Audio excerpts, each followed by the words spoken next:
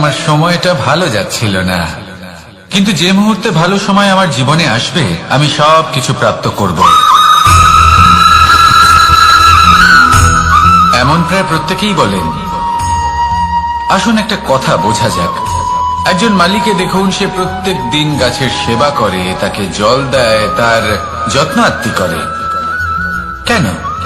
প্রত্যেক দিন সেই গাছ ফল দেয় না। সঠিক সময় এলে তবেই সেই গাছ ফল দেয়, কিন্তু প্রত্যেক দিন মালি তার সেবা করে, তাকে যত্ন করে। শুধুমাত্র তখন করে না যখন সেই গাছ ফল দিতে সক্ষম। আর যদি মালি গাছের যত্ন প্রতিদিন না করে তাহলে হয়তো সেই গাছ ফল দিতেই পারবে না। এটাই হলো আমাদের জন্য একটা শিক্ষা।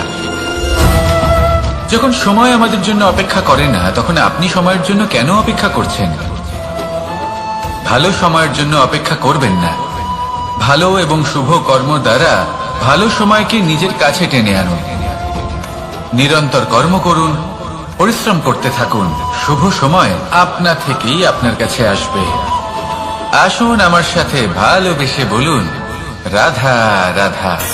মানুষের এই সংসারে জীবনযাপন করার জন্য কিছু জিনিসের প্রয়োজন পড়ে। এমন কিছু আবেগ, এমন কিছু বস্তু আছে যেগুলো তার প্রয়োজন হয়, কিন্তু সব থেকে বেশি যে জিনিসটা তার প্রয়োজন হয় সেটা হলো সম্মানের। আমাদের ভালো লাগে যখন কেউ আমাদের সম্মান করে।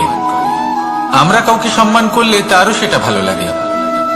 কিন্তু আপনি দেখবেন যে সংসারে বেশিরভাগ মানুষ দুটি মাপদণ্ডের ভিত্তিতে সম্মান করেন।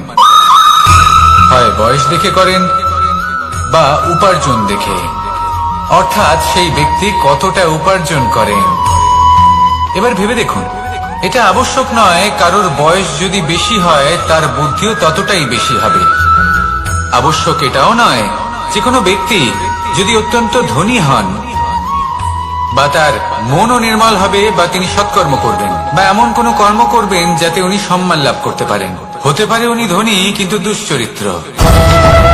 সেই জন্য বয়স বা উপার্জন দেখে কোনো ব্যক্তিকে সম্মান করবেন না। কর্ম দেখুন। যদি গভীরভাবে ভেবে দেখেন তাহলে দেখবেন যদি কোনো মানুষ কোনো সৎকর্ম করেন তাহলে তার প্রতি হৃদয় থেকে সম্মান জাগ্রত হয়। এটাই হলো সেই সম্মান যা অর্জন করতে হবে। বয়স আজ আছে, কাল আরো বৃদ্ধি পাবে। উপার্জন আজ আছে, কাল সেটা কমে যেতেও পারে। কিন্তু যদি আপনি নিরন্তর শুভকর্ম করতে থাকেন তাহলে আপনি মৃত্যুর পরেও অমর হয়ে থাকবেন। আসুন আমার সাথে ভালোবেসে বলুন, রাধা রাধা। পাপ এবং পুণ্য, এই দুই হলো সংসারের এমন দুই বিন্দু যাকে কেন্দ্র করে এই সংসারের চক্র ঘুরতে থাকে। আমরা যদি কোনো কর্ম বিচার করি হয় পুণ্য নয় পাপের দৃষ্টিভঙ্গি দিয়ে, এটা হয় পুণ্য না হলে পাপ। কিন্তু এই পাপ এবং পুণ্য এই দুই নির্ভর করে প্রত্যেক মানুষের ওপর, তার চিন্তাধারা, তার পরিস্থিতির ওপর। ধরুন এমন একজন মানুষ যিনি অনেক দিন ধরে বনে পথ হারিয়েছেন, অনেক দিন হয়তো উনি কোনো খাবার খাননি। এবার এমন পরিস্থিতি চলে এসছে যে এবার যদি উনি খাবার না খান তাহলে হয়তো জীবিতই থাকবেন না। আর এমন অবস্থায় ওনার সামনে যদি কোনো প্রাণী আসে তাহলে তাকে শিকার করা, এটা কিন্তু তার কাছে পাপ নয়, এটা তো জীবিত থাকার একমাত্র উপায়। এটা তার কাছে পুণ্য সম। আর যদি আমি এমন একজন ব্যক্তির কথা বলি যিনি সরল, যিনি একটি সুখী, শান্ত, সুরক্ষিত জীবনযাপন করছেন, তার কাছে কিন্তু এটা পাপ। এইরকমই এই সংসারে ভিন্ন ভিন্ন পরিভাষা আছে পাপ এবং পুণ্যের। তার মধ্যে যদি আমি আপনাকে একটি সরল পরিভাষা দিই, সেটা হলো জীবনে যখনই কোনো কর্ম করবেন সেটা নিয়ে একটু ভেবে দেখুন যে এই যে কাজটা আমি করছি তার ফলে এই যে অন্য মানুষেরা আছেন এই সংসারে তারা কি দুঃখ পাবেন? যদি তারা দুঃখ পান তাহলে সেটা পাপ। যদি আপনি এমন কোনো কর্ম করেন যার ফলে অন্যরা প্রসন্নতা লাভ করেন, তাদের মুখে হাসি ফুটে ওঠে, যদি তারা প্রেরিত হন, জীবনে সামনে এগোতে পারেন, তাদের বিকাশ হয়, তাহলে এটা হলো পুণ্য। তাই জীবনে সবসময় পুণ্য করতে থাকুন আর আমার সাথে ভালোবেসে বলুন, রাধা রাধা। বনস্পতি ফলনের জন্য আমাদের কিসের প্রয়োজন পড়ে? একটু ধরিত্রীর, একটু পরিশ্রমের, আর একটা বীজের। এবার যদি মানুষের কথা বলি, তাহলে এখানে ধরিত্রী হলো মানুষের এই জীবন, যেখানে মানুষ নিজের ইচ্ছের ফল ফুল ফলন করতে চায়। পরিশ্রম হলো আমাদের কর্ম, আর বীজ হলো আমাদের নির্বাচন। আমাদের বেছে নিতে হবে যে আমরা কি বপন করব, আম নাকি ফণি মনসা। এর মধ্যে আমরা কি পেতে চাই? রসালো ফলের ফলন চাই নাকি কাঁটার ফলন চাই, তা আমাদের উপর নির্ভরশীল। কিন্তু একটা কথা ঠিক, লক্ষ্য যেমনই হোক না কেন, জীবন যেমনই হোক না কেন, যদি আপনি লক্ষ্যের দিকে এগোতে থাকেন, তাহলে কর্মের সাথে খামখেয়ালি আচরণ করতে পারবেন না। যদি আপনি এমন করেন, তাহলে এটা আপনাকে একটা অনুচিত লক্ষ্যে পৌঁছে দেবে, সেটা কিন্তু নিশ্চিত। সবসময় এটা মনে রাখবেন, কর্মের সাথে খামখেয়ালি হবেন, অর্থাৎ কর্মফলও আপনার সাথে খামখেয়ালি হবে। তাহলে নিষ্ঠার সাথে কর্ম করতে থাকুন আর নিজের লক্ষ্যকে প্রাপ্ত করুন। আর আমার সাথে ভালোবেসে বলুন, রাধা রাধা। অগ্নি চতুর্থ তত্ত্ব, সব থেকে বেশি গুরুত্বপূর্ণ, কিন্তু তার থেকেও বেশি ভয়াবহ। কখনো অগ্নিকে নিয়ন্ত্রিত রূপে উনুনে জ্বলতে দেখেছেন? এই অগ্নি আমাদের খাবার বানাতে সাহায্য করে, যা আমাদের শক্তি প্রদান করে। কিন্তু এই অগ্নি যখন বিচলিত হয়ে, অনিয়ন্ত্রিত হয়ে কোন বনের আগুন হয়ে ওঠে, তখন মহা বিনাশ ঘটে যায়। আপনারই অন্তরের ঊর্জা হলো এই অগ্নি। এটা আপনার শক্তিও, আপনার ক্রোধ। একে ব্যবহার কিভাবে করবেন তা আপনারই হাতে। যদি কোনো ব্যক্তি নিজের অন্তরের এই ঊর্জাকে ব্যবহার করেন শক্তির রূপে, তাহলে সে বিকাশ ঘটাতে পারে, নির্মাণ ঘটাতে পারে। কিন্তু যদি কোনো ব্যক্তি তার অন্তরের ঊর্জাকে বিধ্বংসী অস্ত্র বানিয়ে ফেলেন, তাহলে নিশ্চিত রূপে মহা বিনাশ ঘটতে পারে, যাতে বিনাশ তারও অবশ্যই হবে। অনেক বছর পূর্বে এমনই এক আগুনের দ্বারা এই সুন্দর পৃথিবীর নির্মাণ হয়েছিল, আর অনেক বছর পূর্বে এমন এক আগুনেই সমস্ত জীব এবং সংসার বিলুপ্ত হয়ে গেছিল। এবার আপনি আপনার অন্তরের ঊর্জা দ্বারা বিনাশ ঘটাতে চান নাকি নির্মাণ ঘটাতে চান, সেই সিদ্ধান্ত আপনারই। আসুন আমার সাথে ভালোবেসে বলুন, রাধা রাধা। কখনো কখনো এমন হয়, আমরা আমাদের বাড়ির উঠোনে বীজ বপন করি, আর তা বিকশিত হয় একটা সুন্দর বৃক্ষে। তার শাখাগুলি প্রতিবেশীর বাড়ি পর্যন্ত পৌঁছয়। ফলের বর্ষণ প্রতিবেশীর বাড়িতেও হয়ে থাকে, আর আমরা ভাবি গাছ আমরা উৎপন্ন করব আর ফল খাবেন আপনারা। এই কেমন কথা হলো? আপনাকে এই কথা বুঝতে হবে যে এসব হলো ভৌতিক বস্তু, সাংসারিক বস্তু। কখনো নিজের বাড়ির বাগানে ভালোবাসার গাছ বপন করে দেখুন, তার শাখাও প্রতিবেশীর বাড়ি পর্যন্ত পৌঁছবে, ফলের বর্ষণ সেখানেও হবে। কিন্তু সেই ফল চাইতে আপনাকে যেতে হবে না, সেই ফল দ্বিগুণ মাত্রায় আবার আপনার কাছেই ফিরে আসবে। তাই নিজের বাড়িতে আর নিজের মনে ভালোবাসার গাছ উৎপন্ন করুন।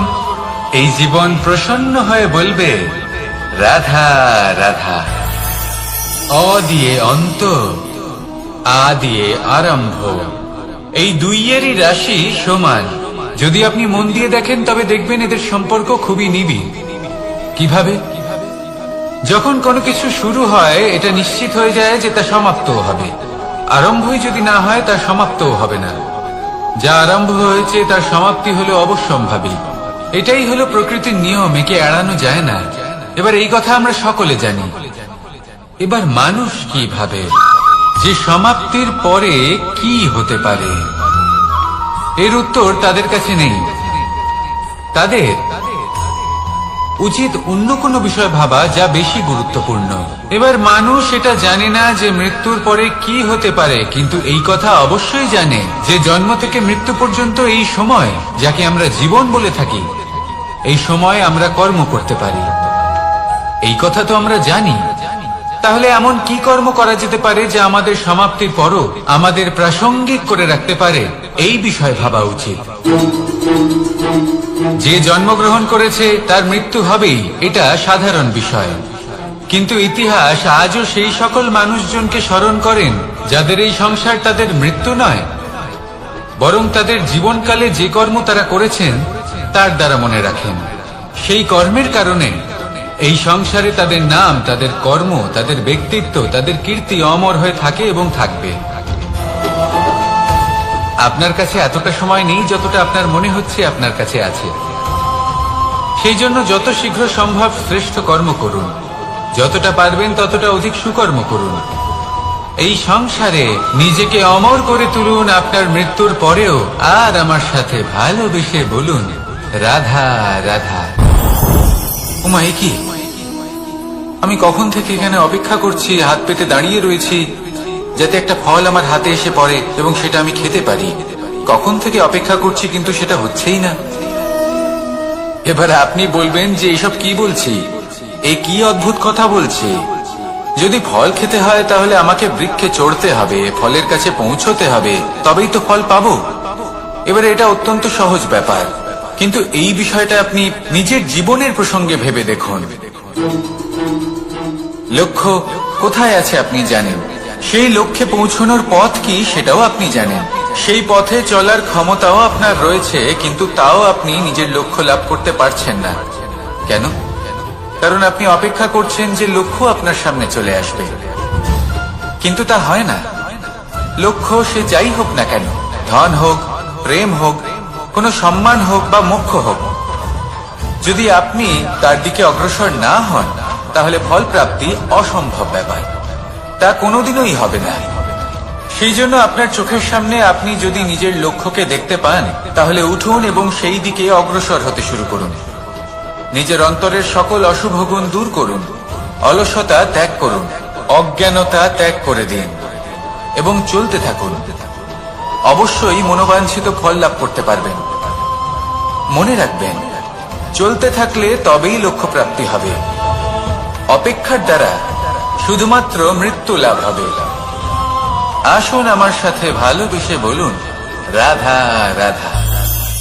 পাখি কখন জন্ম নেয়, কখন উড়তে শেখে, কখন বাসা বানাতে শেখে, কখন নিজের মৃত্যু লাভ করে, এসব আমাদের মধ্যে কেউ জানি না। কিন্তু পাখি একটা কথা খুব ভালো করে জানে, যে এই সংসারে ও যা কিছুই করুক না কেন, এই সংসারের ওকে নিয়ে কিচ্ছু যায় আসে না। এবার আমরা কি করি? কোনো কাজ করার আগে আমরা এটা ভাবি যে এই সংসার যদি আমাকে দেখে ফেলে তাহলে কে জানে এই সংসার কি ভাববে, আমার প্রতিচ্ছবি কেমন তৈরি হবে কে জানে, কে জানে কি হবে আদি ইত্যাদি। এই সব ভাবনায় আমরা মগ্ন হয়ে যাই। কিছুটা এমন ভাবে মগ্ন হই যে বর্তমানের কর্মের এই জীবনের যাত্রাপথে সেই সময়ের আনন্দ উপভোগ করতে ভুলে যাই। এবার দেখুন একটা পাখি কি করে, ওর কর্ম হলো গান গেয়ে চলা। ওই পাখি গেয়ে চলে, কেউ ওর গান শুনুক বা না শুনুক, কেউ আদৌ শুনছে কিনা সেই বিষয়টা নিয়ে সেই পাখির কিছুই যায় আসে না। সেই পাখি নিজের কর্ম করতে থাকে। হয়তো সেই জন্যই আপনি কখনো কোনো পাখিকে কাঁদতে দেখবেন না। এরকমই আপনাকে নিজেকে গড়ে তুলতে হবে।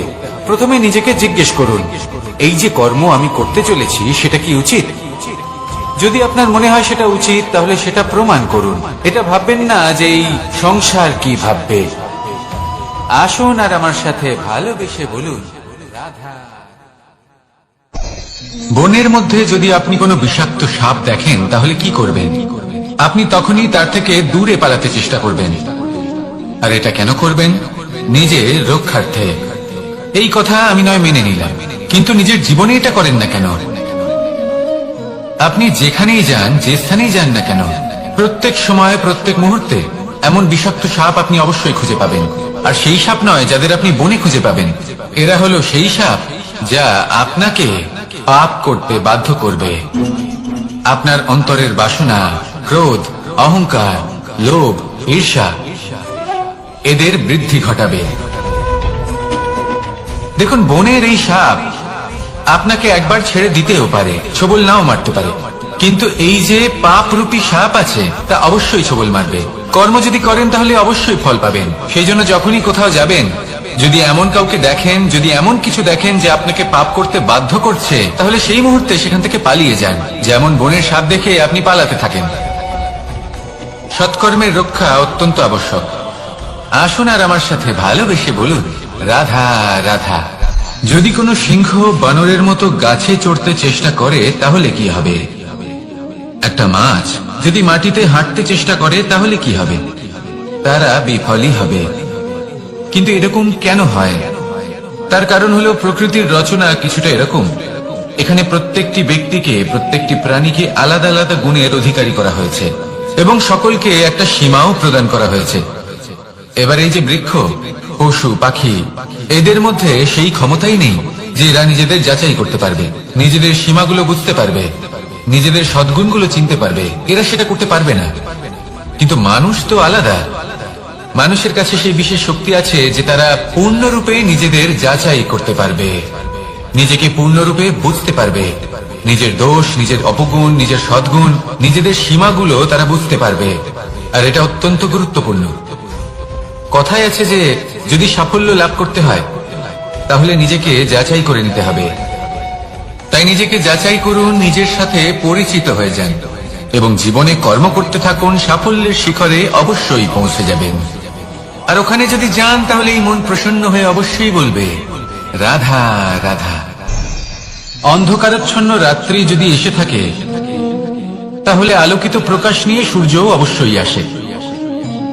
রোগ যদি এসে থাকে তাহলে তার ওষুধও অবশ্যই আসে। সমস্যা যদি আসে তাহলে সেই সমস্যার সমাধানও নিজে থেকেই আমাদের কাছে চলেই আসে।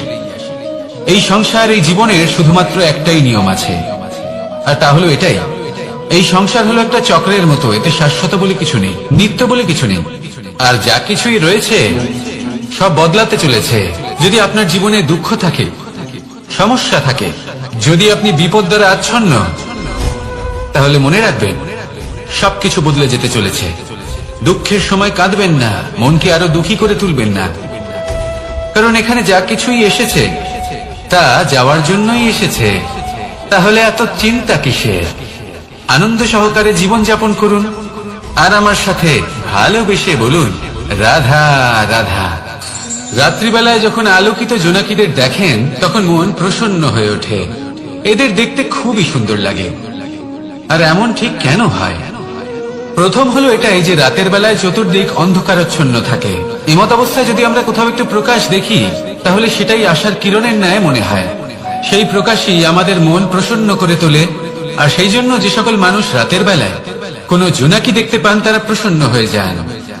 এবার কখনো কখনো জীবনে আমাদের মনে হয় যে চতুর্দিকে শুধুমাত্র অন্ধকারই হয়ে আছে।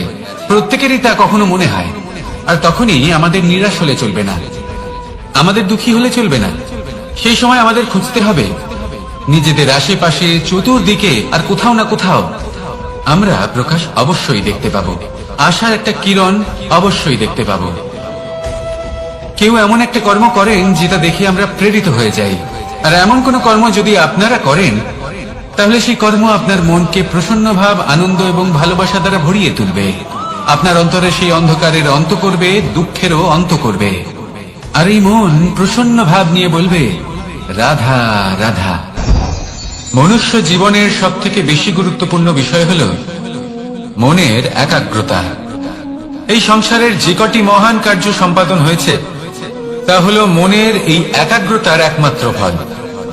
আপনি অবশ্যই দেখে থাকবেন অনেক ছোট বড় নদী যা বয়ে চলে তাদের সামনে একটা বাঁধ নির্মাণ করা হয় সেই সব নদীর জল সঞ্চয় করতে।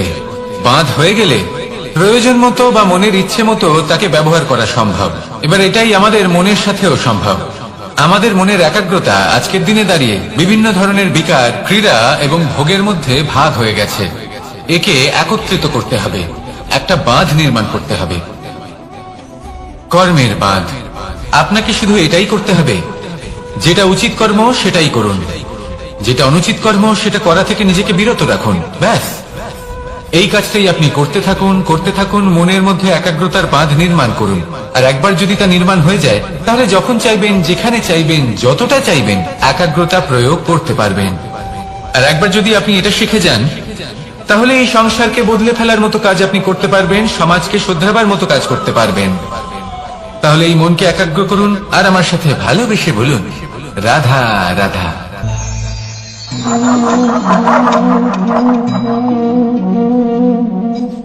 কোন ব্যক্তিকে নিশ্চয়ই দেখেছেন যিনি নিজে কাঠ কাটার এই কাজে নিপুণ এবং অভিজ্ঞ। এবার আপনারা দেখবেন যে তার মনোযোগ সমস্ত কাঠের ওপর থাকে না, তার মনোযোগ থাকে শুধুমাত্র একটা কাঠের ছোট্ট একটি অংশের ওপর, যেখান থেকে তার টুকরো করা হচ্ছে। কিন্তু সেটা উনি কেন করেন? যদি এটা উনি না করেন তাহলে সেই কাঠ সঠিক পদ্ধতি এবং তাড়াতাড়ি কাটা যাবে না। জীবনেও তাই হয়ে থাকে। আপনি হয়তো কোনো লক্ষ্য স্থির করেছেন বা পথ নির্বাচন করেছেন বা কাজ স্থির করেছেন যেটা আপনি করেই ছাড়বেন। তাহলে নিজের সম্পূর্ণ মনোযোগ শুধুমাত্র তার উপর কেন্দ্রীভূত করুন। যদি আপনার মন এদিক ওদিক তাকাতে থাকে, অস্থির হয়ে পড়ে, বিচলিত হয়ে পড়ে, যদি তা হয়ে থাকে তাহলে আপনি অবশ্যই অসফল হবেন। তাই কর্মঠ থাকুন, নিরন্তর কর্ম করতে থাকুন এবং পূর্ণ মনোযোগ দিয়ে নিজের কাজ করুন। নিজের পথে অগ্রসর হন বা নিজের লক্ষ্য প্রাপ্ত করতে চেষ্টা করুন। তারপর দেখুন কি হয়, কিভাবে উচিত পথে এবং তীব্র গতিতে আপনার লক্ষ্য আপনার কাছেই পৌঁছে যায়। আর আপনার এই মন প্রসন্ন হয়ে বলে, রাধা রাধা। কখনো কোনো নদীকে দেখেছেন? একই আকার, একই স্থান, শুধু প্রবাহিত হতে থাকে। এর মধ্যে কখনো কোনো অপদ্রব্য ফেলে দেখুন, দেখবেন সেটা বেশিক্ষণ সেখানে থাকে না। সেটা নদীর সাথে বইতে থাকে আর বয়ে যেতে যেতে সাগরে সমাহিত হয়ে যায়, আর শেষ পর্যন্ত সাগর সেটাকে তটে ফেলে দেয়। কিছুটা এমন হওয়া উচিত আমাদের বিচারধারাও। এক স্থানে তা স্থগিত হওয়া উচিত নয়, এটা সবসময় প্রবাহমান হওয়া উচিত। তবেই আমাদের চেতনা, আমাদের মূল্যবোধ এবং আমাদের স্মৃতি, এই তিনটি শ্রেষ্ঠ থাকবে। আর এটাই হলো পুকুর এবং নদীর মধ্যে পার্থক্য। নদীতে জল সবসময় বয়ে চলে, সেই জন্য পবিত্র থাকে, শুদ্ধ থাকে এবং পরিষ্কার থাকে।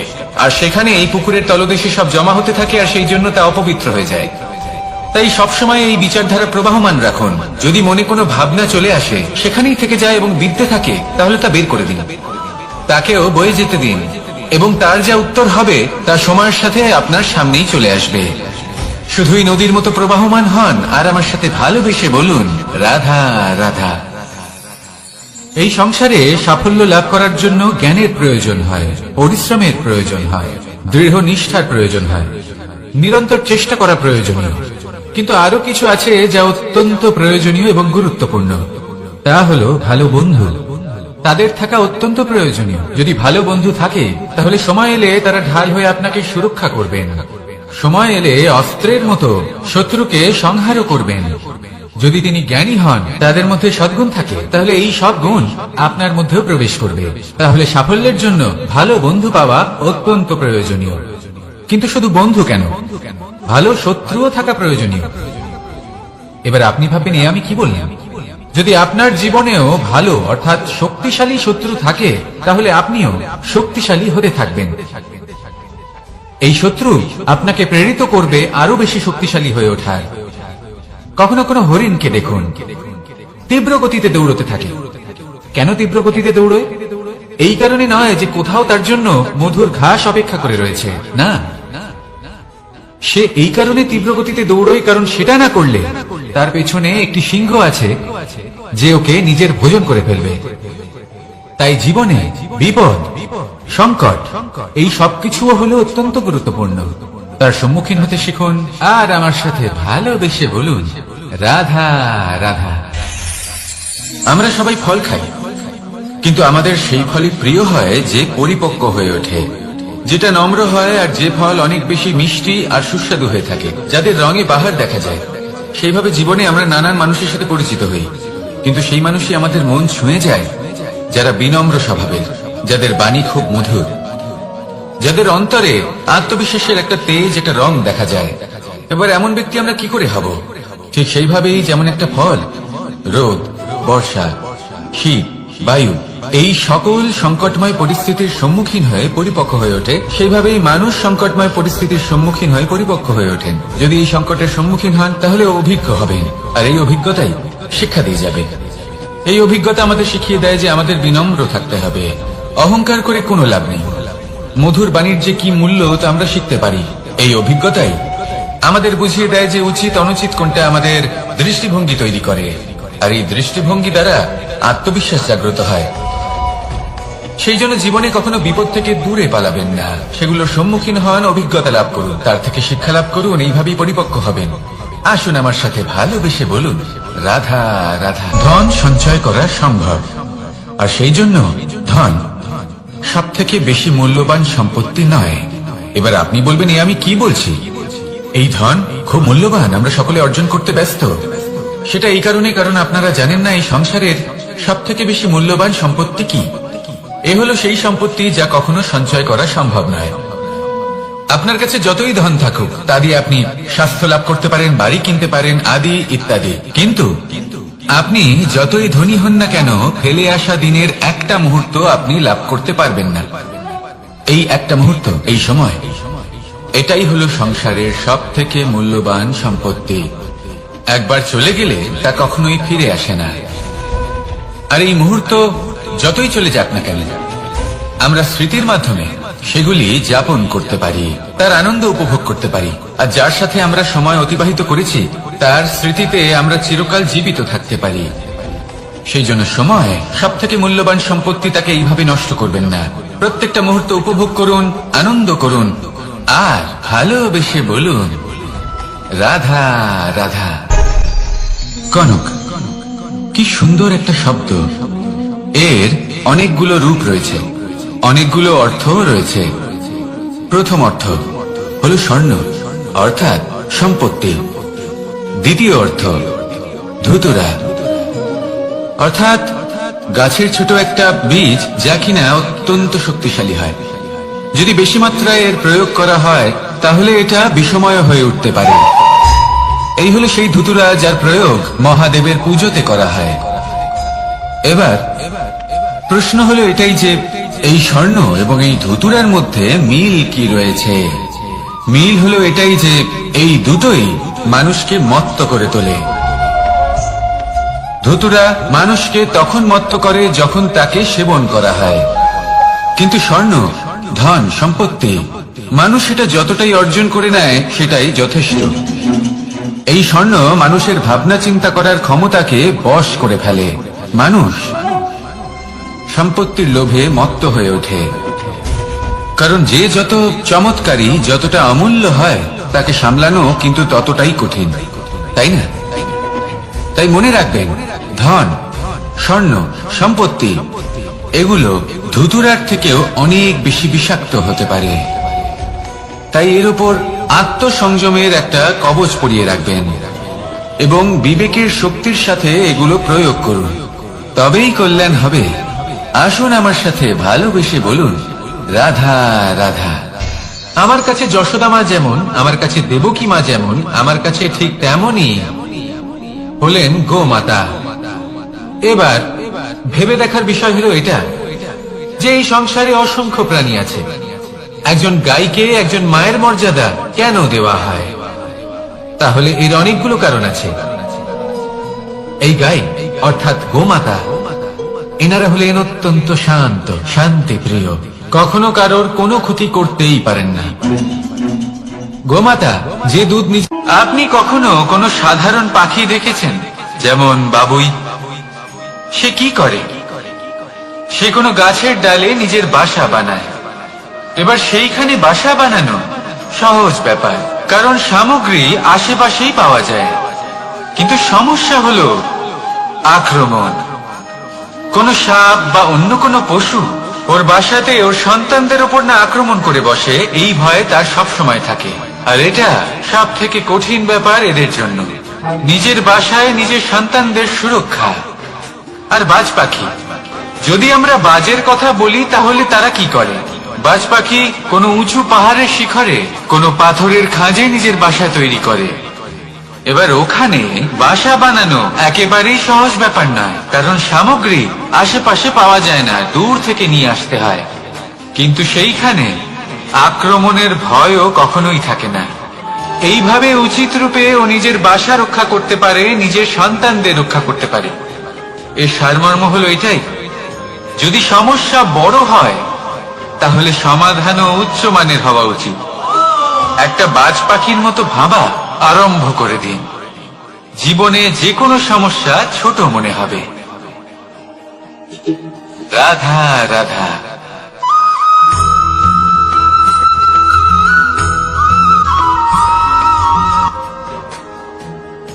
ভাগ করে নেওয়া বা বন্টন করা প্রত্যেক মানুষের জীবনে অবশ্যই হয়ে থাকে, আর অনেক সময় এটা জীবনে অতি আবশ্যক হয়ে পড়ে। কিন্তু ভাগ করার মনোকামনা তার থেকেও বেশি গুরুত্বপূর্ণ হলো যে কোন ঘটনার আধারে এই বাটোয়ারা হলো। অনেক সময় এই বাটোয়ারা হলো শান্তির প্রতীক, আবার অনেক সময় এই বাটোয়ারা বিপ্লব ঘটাতে পারে, এমন এক বিপ্লব যা মহাযুদ্ধ ঘটিয়ে দিতে পারে। দেখুন, বাটোয়ারা সম্পত্তির হোক বা হোক ভিক্ষা, শিক্ষা কিন্তু একটাই। জীবনে অনেক সময় বাটোয়ারা দরকার হতে পারে, কিন্তু যতদূর সম্ভব তা এড়িয়ে চলুন, একসাথে মিলে এগিয়ে চলুন। কারণ দেখুন, এই যে বাটোয়ারা ভাগ করে দেয়, আর সেখানেই একতা আপনাকে অগ্রসর করে। তাহলে আপনিও এটাই করুন, একসাথে মিলে সামনে এগোন, আর আমার সাথে ভালোবেসে বলুন রাধা রাধা।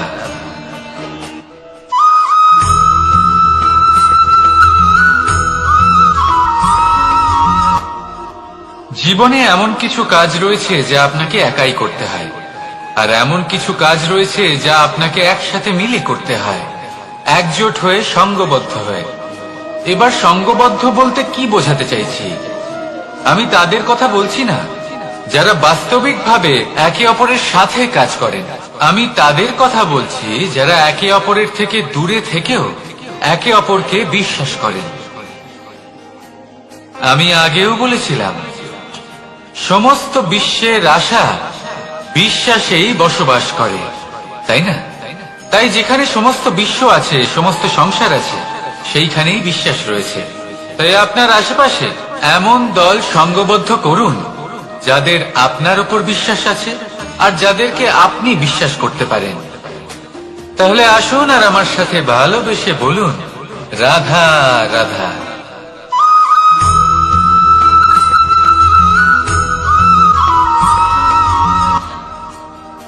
যখন একজন ভক্ত এবং তার ভগবান এক আকার ধারণ করেন, যখন একজন ভক্ত নিজের ভগবানের প্রতি, নিজের জীবনের লক্ষ্যের প্রতি সম্পূর্ণরূপে সমর্পিত হয়ে যান, তখন জন্মগ্রহণ করে ভক্তি। আর তখন সংসারের সমস্ত আশা তিনি ত্যাগ করতে পারেন। সমস্ত আশা শেষ হতে পারে, কিন্তু মানুষের সঙ্গ ভক্তি কখনো ত্যাগ করে না। যখন ভক্ত ও ভগবান এক আকার ধারণ করেন, এক হয়ে যান, তখন রথী এবং সারথীর মধ্যে কোনো পার্থক্য থাকে না, তারাও এক হয়ে যান। একটাই ব্যক্তিত্ব, একটাই অস্তিত্ব। আর সেই জন্যই কখনো কখনো রথীর আদেশ ছাড়াই সারথী রথ চালিয়ে দেন, আবার কখনো সারথীর পরামর্শ ছাড়াই রথী আক্রমণ করে ফেলেন। এ তো শুধুমাত্র আরো একটা গুণ সেই সারথীর মধ্যে, যিনি ধর্ম স্থাপনার মহান কাজে আমার সারথী হতে চলেছেন। তাহলে আসুন আমার সাথে ভালোবেসে বলুন রাধা রাধা।